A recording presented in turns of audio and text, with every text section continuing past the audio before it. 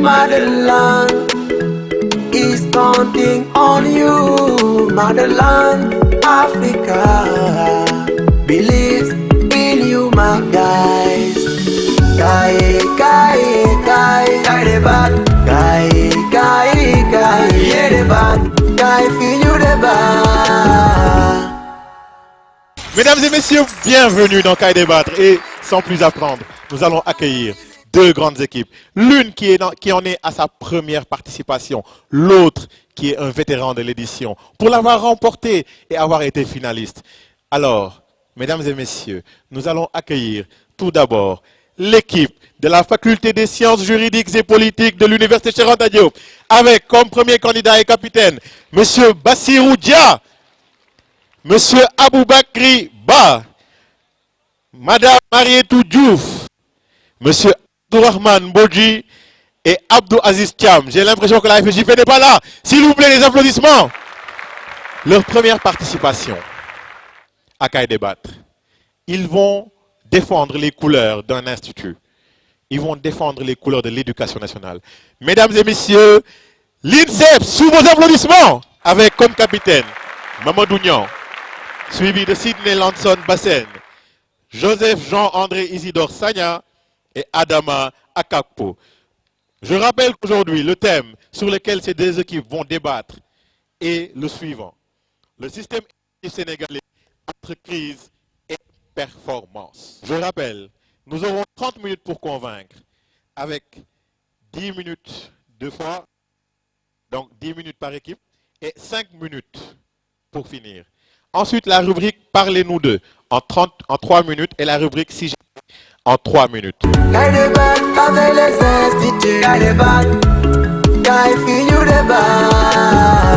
Les guerres prenant naissance dans l'esprit des hommes, c'est dans l'esprit des hommes que doivent être élevées les défenses de la paix. La dignité de l'homme exigeant la diffusion de la culture et l'éducation de tous en vue de la justice, de la liberté et de la paix, il y a là, pour toutes les nations, des devoirs sacrés à remplir. Mesdames et messieurs, c'est par ces propos exquis que l'Organisation des Nations Unies pour l'éducation, la science et la culture UNESCO a entamé la rédaction de son acte constitutif. Le Sénégal, État partie à la Convention portant création de l'UNESCO, s'est donc engagé à assurer à tous le plein et égal accès à une éducation de qualité. Mais qu'en est-il réellement au pays de la Teranga? Au regard de ces agitations et de l'instabilité qui le gangrène, il y a lieu d'interroger le système éducatif des Sénégalais. C'est la vocation que semble se donner notre sujet, libellé en ces termes.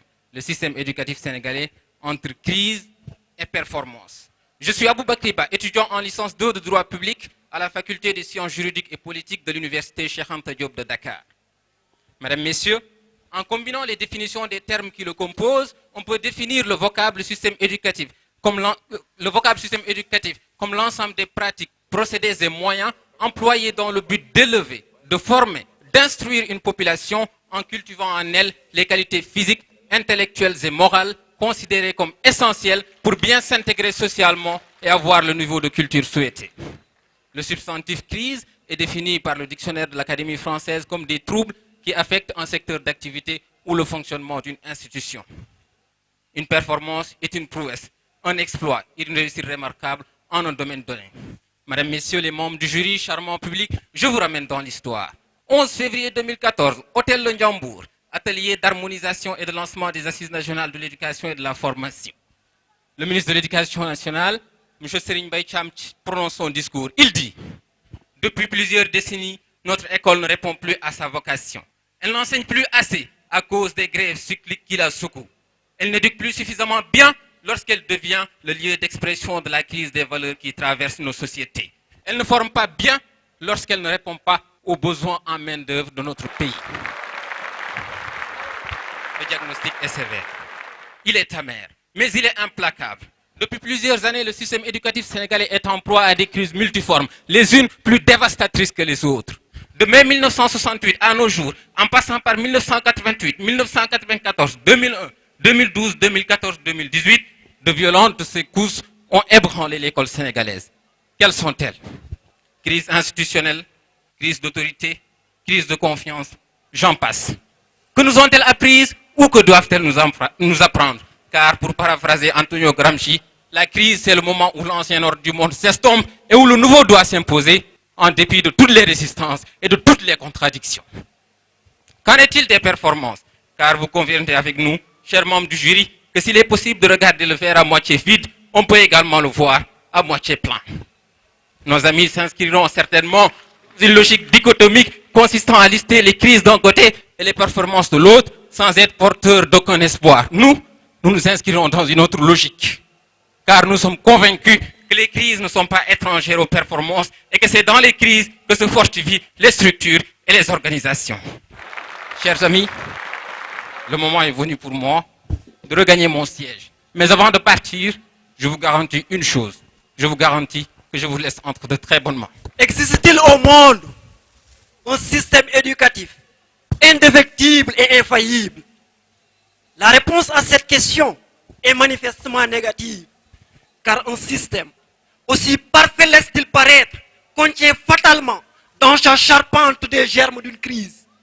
Et le Sénégal, oui le Sénégal, ne saurait déroger à ces règles. Ainsi, le diagnostic des crises nous permet de faire une classification tripartite. D'abord, on dénote une crise institutionnelle qui se manifeste par une rupture d'égalité, par un bouleversement des calendriers scolaires et universitaires, mais aussi et surtout par des grèves. Il en est ainsi de la grève de mai 1968, de la grève de 1977 à 1980, de la grève de 1988 qui s'est soldée par une année blanche, de la grève de 1994 par une année invalide, des grèves de 2008, 2012, 2013, etc. constituent des illustrations patentes de cette crise institutionnelle. Ensuite, il y a une crise d'autorité. Le prestige et l'autorité de l'enseignant sont de plus en plus sapés. C'est dans ce siège que Bruno Robs disait: l'autorité de l'enseignant est de plus en plus secouée par le juridisme. Pourquoi? Tout simplement parce que des instruments juridiques accordent de plus en plus des droits et libertés aux apprenants, ce qui empêche aux enseignants de faire valoir leur autorité. Tout châtiment corporel, quel qu'il soit, est strictement interdit, nous dit la loi française du 27 janvier 2017. Et même au Sénégal, on note une forte baisse des temps par 4, des 4 opérations matinales, pour ne pas dire ndeki subatel, des fronts sur la table. Entre nous, qui n'a pas vécu cela? Entre nous, qui n'a pas eu des frissons lorsque le maître appelait les 4 gros gaillards? Merci. Enfin, il y a une crise de confiance, une rupture de la forte imbrication entre parents d'élèves et professeurs, entre élèves et enseignants, entre enseignants et gouvernement. L'école est devenue aux yeux de la majorité des Sénégalais comme une simple institution utilitaire, dépourvue de tout rapport de confiance et dont la vocation est de délivrer des diplômes. Cette assertion trouve toute sa pertinence dans le milieu estudiantin. Ces êtres qui aspirent à un avenir meilleur sont le plus souvent abandonnés à leur sort. Qui d'entre vous peut me certifier qu'il aura un emploi demain? Combien d'étudiants, travailleurs, combien d'étudiants ambitieux sont devenus cartoussards en raison des conditions de travail extrêmement difficiles? Des frères ont été tués, des frères ont été massacrés parce qu'ils dénonçaient un système encore perfectible. Hommage à Balla Gaye, hommage à Fallou Sène, hommage à Bassirou Faye, hommage à nos martyrs. Cependant, se limiter aux crises pour juger et jauger le système éducatif sénégalais, c'est comme se crever un œil pour mieux voir. Les crises existent pour nous aider à grandir.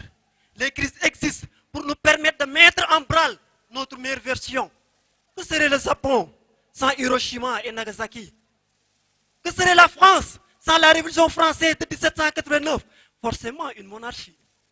Les crises constituent des subterfuges pour nous permettre d'aller vers les performances. D'où notre question. Au-delà des crises précitées, quelles peuvent être les performances du système éducatif sénégalais? Des performances. Oui, il y en a. On peut même prendre une journée pour les énumérer. Mais pour des raisons de concision et de précision, nous allons procéder à une classification tripartite des performances. Avant tout, Augustin Semblé, honorable jury, permettez-moi de vous adresser mes salutations les plus sincères et les plus chaleureuses. D'abord, selon le rapport national sur le plan de l'éducation, sur la situation de la scolarisation par exemple, en 2019, le taux brut de scolarisation est de 84%. 84%. Avec 78% c'est les garçons et 91% c'est les filles. Cette situation montre que l'indice de parité est en faveur des filles et que des infrastructures ont été élaborées pour absorber tout cet effectif. Ensuite, des programmes d'appui au développement de l'éducation ont été élaborés. On peut prendre le cas du PADES, programme d'appui au développement de l'éducation, le PAMOD, programme d'appui à la modernisation des DARA, et le paquet de tête, programme d'appui à l'amélioration de la qualité de l'éducation au Sénégal.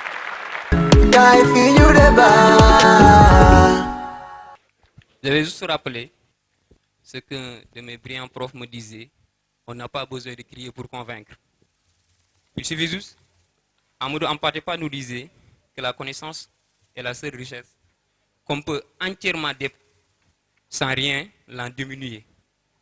Plus connu sous le nom de loi de Soudo-Platov, quand on partage un bien matériel, on le divise. Quand on partage un bien immatériel, on le multiplie. Vous allez certainement vous demander pourquoi je vous parle de la loi de Soudo-Platov. Parce que l'intégralité du système d'éducation est basée sur cette loi. Parce que quand on éduque, qu'est-ce qu'on cherche à faire? On cherche à partager du savoir. Et le savoir, c'est un bien immatériel.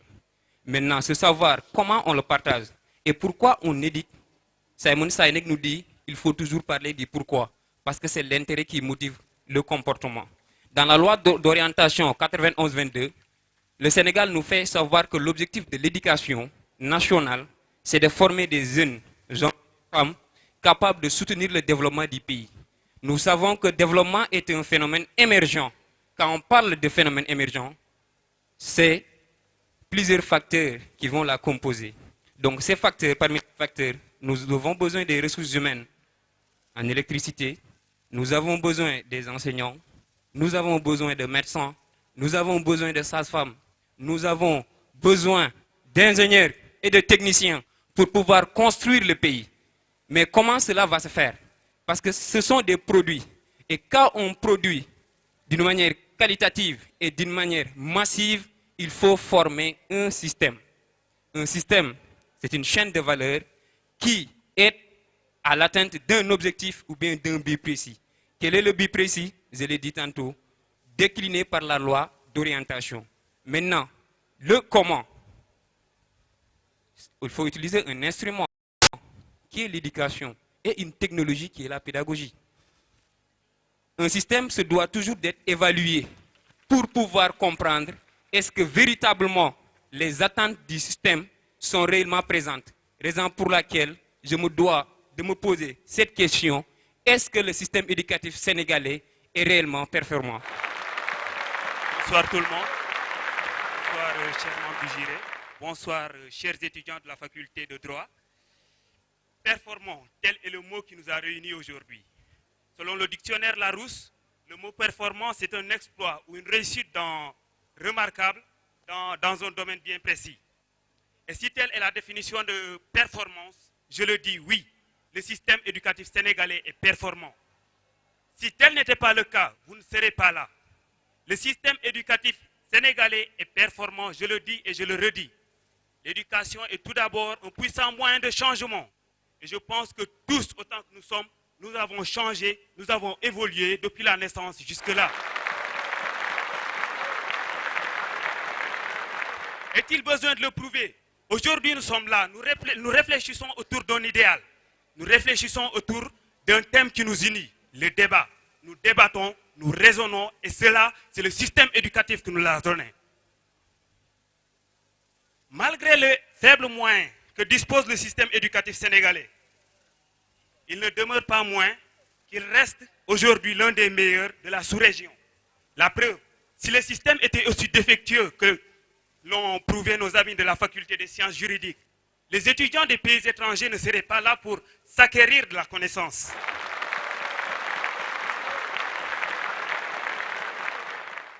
Si le système était encore défectueux, vos parents n'allaient pas vous inscrire dans ce système éducatif.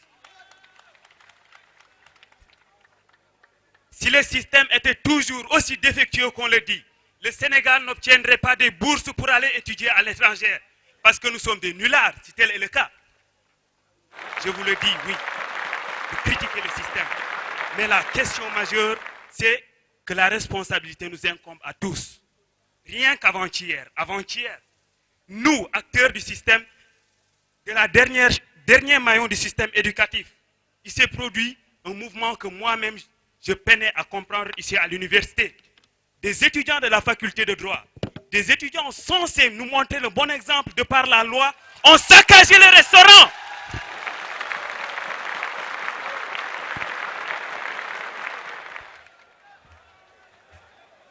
Le système est toujours bon. Le système est toujours bon. Combien de leaders, combien de figures qui représentent le monde et qui le représentent dignement sont issus de ce système? Cheikh Anta Diop, oserons-nous dire qu'il est nul? Oserons-nous dire qu'il est nul? Eh bien, c'est ce que ceux de la faculté de droit sont en train de dire. Que le système ne forme pas un bon citoyen. C'est ce qu'ils ont dit. Et je pense que la responsabilité nous incombe. Prenons nos responsabilités et menons vers un bon système. Le système a réussi aujourd'hui à créer un citoyen qui ne s'occupe pas seulement de sa simple personne, mais qui voit les choses au-delà de sa personne. La preuve, quand on luttait face à la pandémie de la Covid-19, les étudiants de l'ESP, que je remercie aujourd'hui, se sont mobilisés pour nous fabriquer des gels et des respirateurs artificiels. Les étudiants de la faculté de médecine, voyant les situations critiques, déplorables, descendent parfois sur le terrain et font du bénévolat, soignent gratuitement nos mères et nos pères qui sont dans la sous-région. Pourtant, ils sont formés dans ce système. Aujourd'hui, l'INSEPS, voyant le nombre de cas de noyade flamber au Sénégal, a lancé un programme Natation pour tous, Natation pour la vie, afin de lutter contre les cas de noyade au Sénégal. Pourtant, c'est le système. Ne soyons pas aveugles. Ne soyons pas aveugles face à nos perfections. Oui, ne peignons pas tout le tableau en noir parce qu'il y a encore du rose dans le système. Je vous remercie.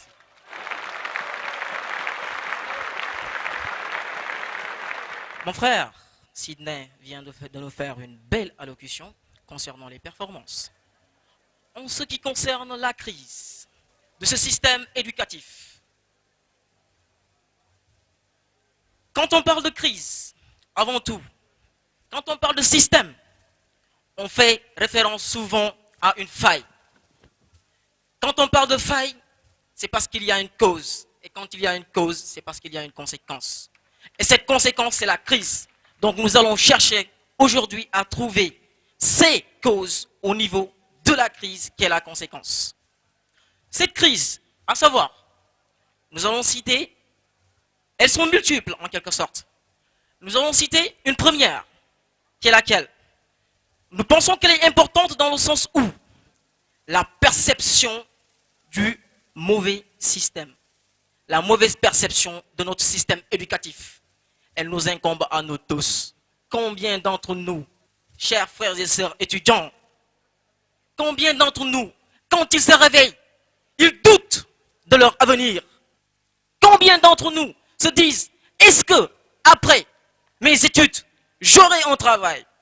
Est-ce que, après ma formation, on va m'insérer? Pourquoi crée-t-on des formations si vraiment vous ne comptez pas insérer ces derniers dans ces structures? En ce sens, il est important de dire que ce système a une faille, a plusieurs failles même. De ce fait, nous allons nous lancer dans une prochaine crise qui sera celle des syndicaux et des enseignements généraux. En ce qui concerne les enseignements, les syndicaux, plusieurs enseignants, à savoir le QCEN, le SAMES, l'IOS, et j'en passe, créent plusieurs syndicats alors qu'ils devraient se constituer en des syndicats restreints afin qu'ils puissent élaborer des techniques de communication avec le gouvernement et qu'ils puissent s'entendre. Plus on se divise, moins on est fort. Plus on s'unit, plus on est fort. Un dicton africain le dit. Si tu veux marcher, si tu veux aller vite, marche seul. Mais si tu veux aller très loin, marche ensemble. Donc pourquoi pas s'unir en un syndicat restreint afin de discuter, parce qu'avant tout, l'objectif, c'est tout de même une bonne performance du système éducatif. C'est ce qui compte le plus et non une crypto-personnalité de ces derniers qui ne cherchent que leur intérêt personnel.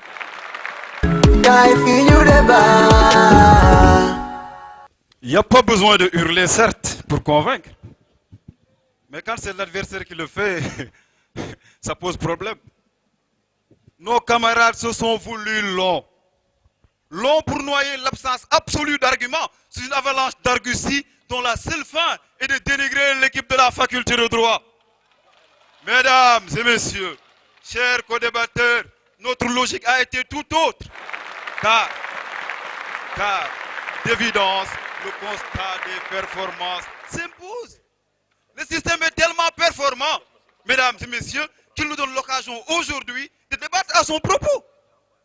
Vous vous trompez, je suis désolé. Monsieur le Président, mesdames et messieurs, honorables publics. Faire le déni du système en raison des seules crises, croyez-moi, et c'est ce que mes amis ont dit, c'est prendre la lettre pour l'esprit, l'apparence pour la réalité. Car c'est dans les entrailles même des difficultés que naissent les germes de performance. D'abord, les performances ne sont-elles pas filles des crises? Et les crises, quel pays n'en a pas connu? Aucun. Voilà ce que nous avons dit. Car les crises sont à tout système ce que le gombo est au soupe kagé. La loi d'orientation de 1971 n'est-elle pas fille de la crise de 1968? Les États généraux, ne les devons-nous pas à la crise de 1980? La loi d'orientation de 1991 à la crise de 1988? L'UVS dont la Covid nous a convaincus de la nécessité aurait-elle existé sans la crise 2012-2013? Non. La spécialisation des enseignements consécutifs au plan Sénégal émergent. La liste est longue. Oui, elle est longue. En outre, et c'est ce que nous avons dit, les crises, les obstacles ne sont pas une fatalité. Aïssatou Mbentine, retenez bien ce nom, Aïssatou Mbentine nous en donne toute la mesure. Cet élève en classe de 6e au SEM de Niakhar quitte quotidiennement à 5 heures du matin son village Sop pour faire 6 kilomètres. 6 kilomètres sur le chemin caillouteux, risqué et inclément de l'école. Vous imaginez sa douleur? Imaginez-vous sa peine. Combien d'Aïssatou sont-elles à être condamnées à devoir s'y faire au quotidien? Des milliers. Des Aïssatou, il n'y en a pas dans le public. Si. Pourtant, elle a faramineusement réussi. 19,22. 19,22. 19,22 est la moyenne qu'elle a obtenue, mettant ainsi à terre les incertitudes et tordant le cou au destin. L'exemple de cette fille ne nous inspire-t-il pas? n'est-il pas la preuve que le système vit malgré les crises? Si. Enfin, enfin, enfin, mesdames et messieurs. Enfin, enfin, enfin, le système est un tout. Il est à l'image d'une charrette. Une roue serait crevée, qu'elle ne bougerait pas. Vous l'aurez compris, le système, c'est les acteurs, c'est l'État, c'est les enseignants. Oui, les enseignants. Mesdames et messieurs, je vous demande, une fois dans le système, d'arrêter les acrobaties et les roulades en arrière. Et je vous invite à des sauts en hauteur, des sauts en longueur et des roulades en avant. Le système, c'est la jeunesse. Oui, la jeunesse. Car un jeune engagé et déterminé est un prophète en puissance. L'exemple de ce cahier débattre, créé par M. Fall Koulibaly, alors étudiant en deuxième année à la FASEC, n'en est pas la preuve. Si. Enfin, mesdames et messieurs, enfin. Yasmina Khadra disait, une nation qui passe à côté de sa plus belle histoire n'en aura que l'âge de ses regrets et les plus beaux soupirs du monde. Alors, monsieur Mbouch, vous savez, il ne suffit pas tout simplement de faire un verbiage, parce qu'il s'agit d'un débat. Il s'agit d'un débat dans lequel nous allons nous proposer d'apporter les solutions aux problèmes que rencontre notre éducation. Étant donné que nous soyons tous alertés par ce qui arrive actuellement, étant donné que cette problématique de l'éducation nous intéresse tous, nous tous ici présents, et étant donné que dans ce débat, nous avons comme objectif de relever tout d'abord les performances. Et oui, on ne va pas les nier. Le système est performant. Mais aussi et surtout, les crises, les imperfections, les manquements. Et à ces imperfections, nous ne manquerons pas de trouver des solutions. Et même avant les solutions, il faut voir le problème quand même. Chez nous, nous ne croyons pas au système. Nous n'y croyons pas. Et ça commence par l'État. L'État, le premier acteur de ce système, n'y croit pas. Pourquoi je dis cela? Prenons, je vais me permettre de citer un nom, notre cher président Macky Sall. Ces enfants ne vont jamais fréquenter l'école sénégalaise. Ces enfants ne vont jamais fréquenter l'école sénégalaise. De même que nos professeurs à l'université. C'est parce qu'ils ne croient pas au système. Ils n'assurent pas la promotion de notre système. Nous n'assurons pas la promotion du système. Même les entreprises qui sont au niveau du Sénégal. Il s'agit juste de voir un étudiant qui a eu un diplôme étranger en comparaison avec quelqu'un qui a eu son diplôme ici, à l'université Cheikh Anta Diop, en période de recrutement. Celui qui a eu son diplôme étranger sera recruté. Ah oui, qu'on ne se voile pas la face, qu'on ne se mente pas.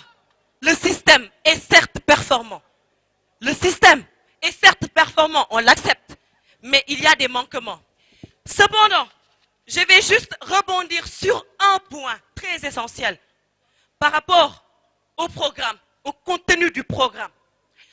On ne peut pas se permettre durant tout notre cursus de ne seulement apprendre que des programmes français. Prenons l'exemple de la littérature en classe de 4e, 3e.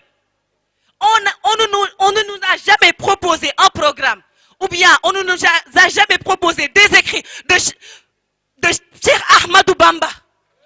Alors que ces écrits reflètent nos réalités culturelles, nos réalités religieuses. Comment notre système peut accepter?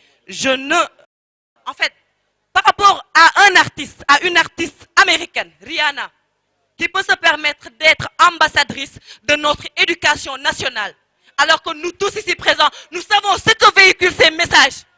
Ça, c'est une question à se poser. Pourquoi notre État devrait accepter une telle situation?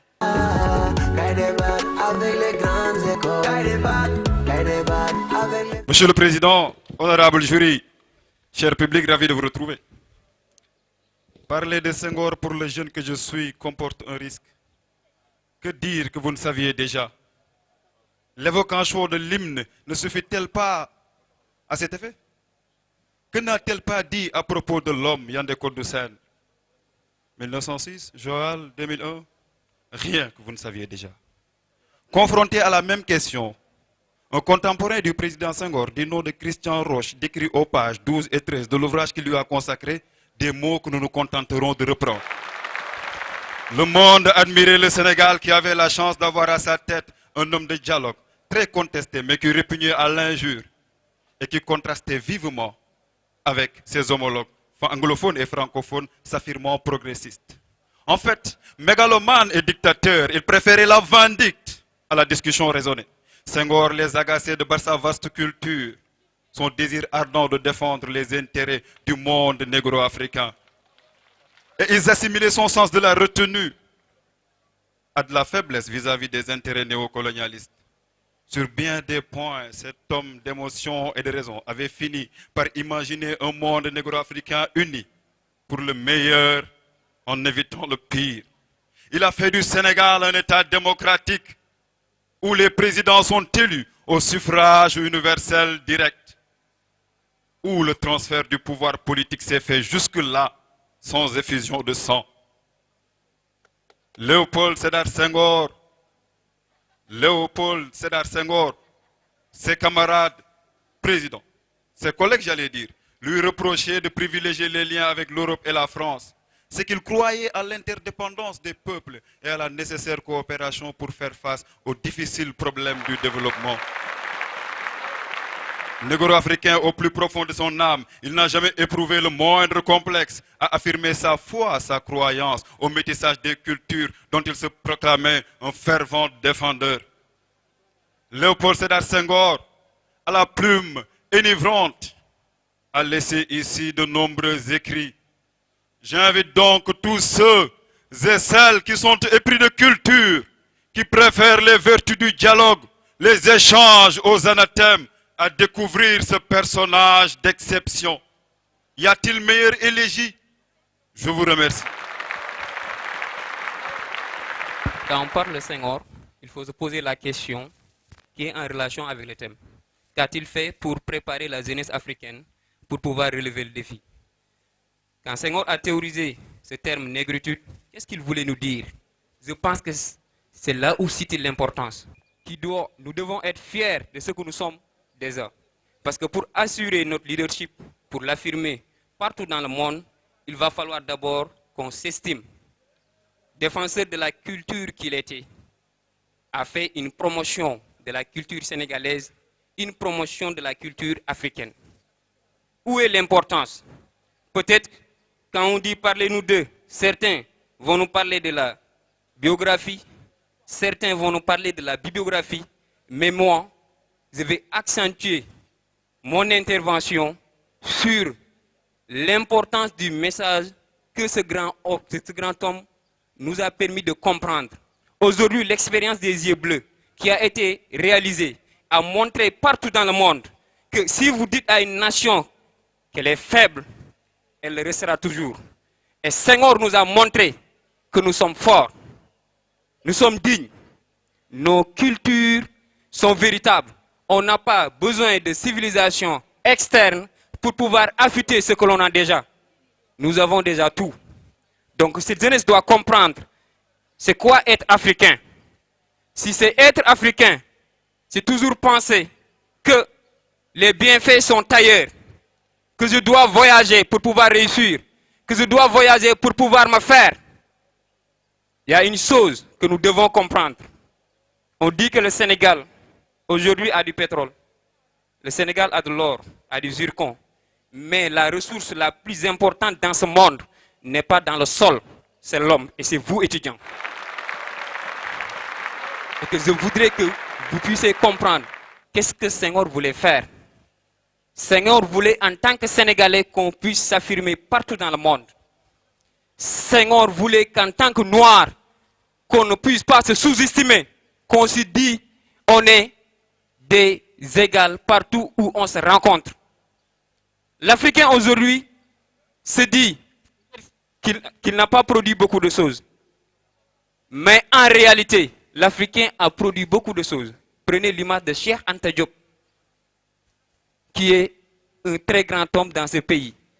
Je voudrais qu'on comprenne aujourd'hui et définitivement qu'est-ce que Senghor a pu nous enseigner et prendre ces enseignements et le mettre en application. Peuple d'Afrique, réveillez-vous. L'avenir est à portée de main. Travaillez à bras le corps avec une détermination. Nous allons ensuite passer à la rubrique Si j'étais.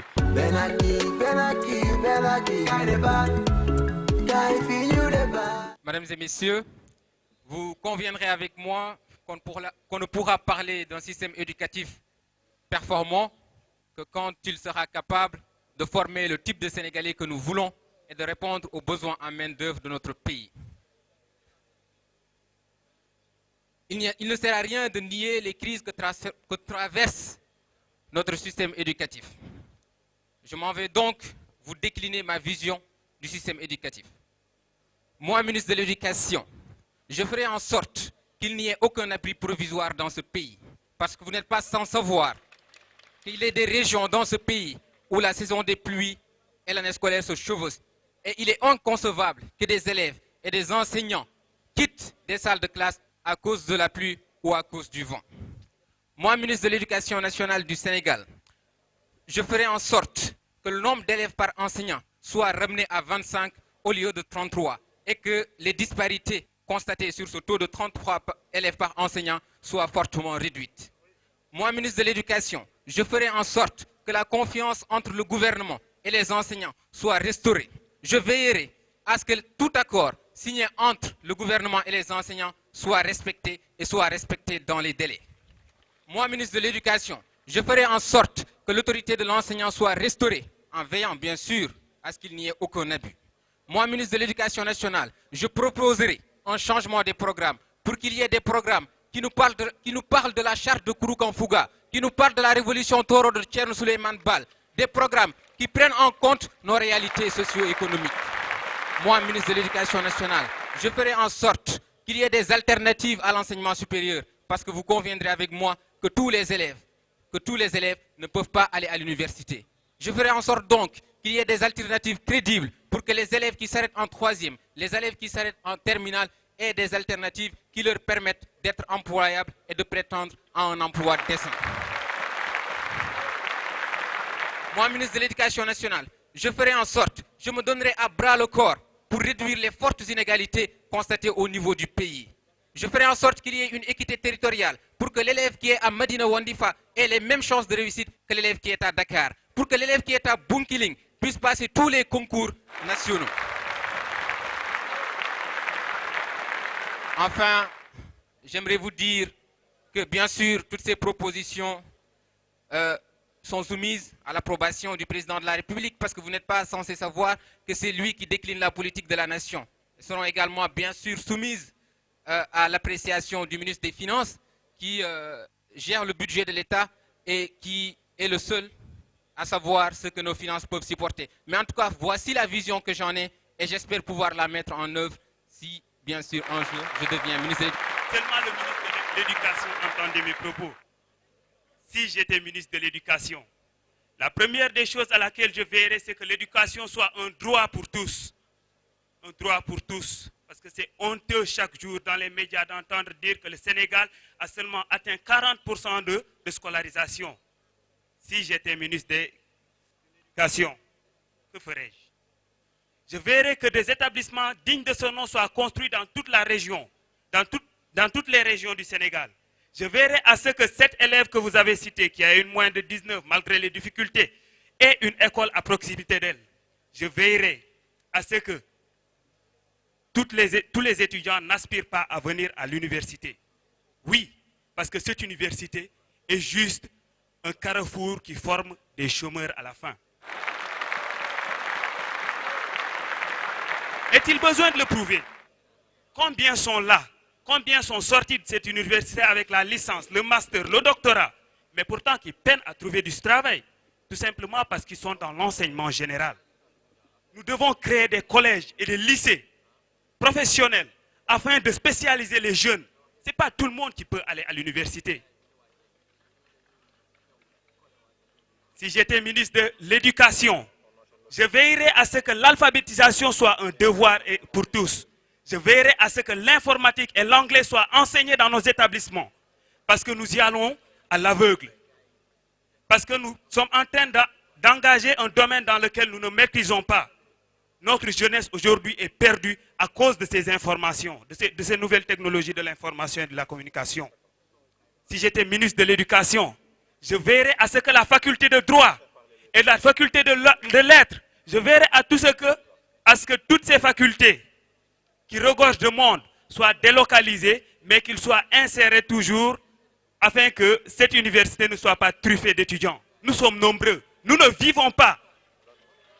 Je veillerai à ce que ces pavillons, je veillerai à ce qu'aucune chambre ne contienne plus de 20 personnes. Nous ne sommes pas des poissons de sardines quand même.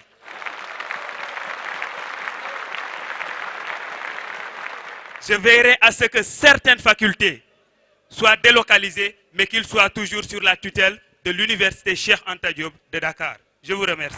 Mesdames et messieurs, voici qui met fin à ce match. La faculté des sciences juridiques et politiques a une note de 14,93. On applaudit bien fort, encore plus fort. L'INSEP s'est retrouvé avec une note de 10,43. Le meilleur débatteur est Abdourahmane Mbod de la FSJP. Abdourahmane Mbod de la FSJP.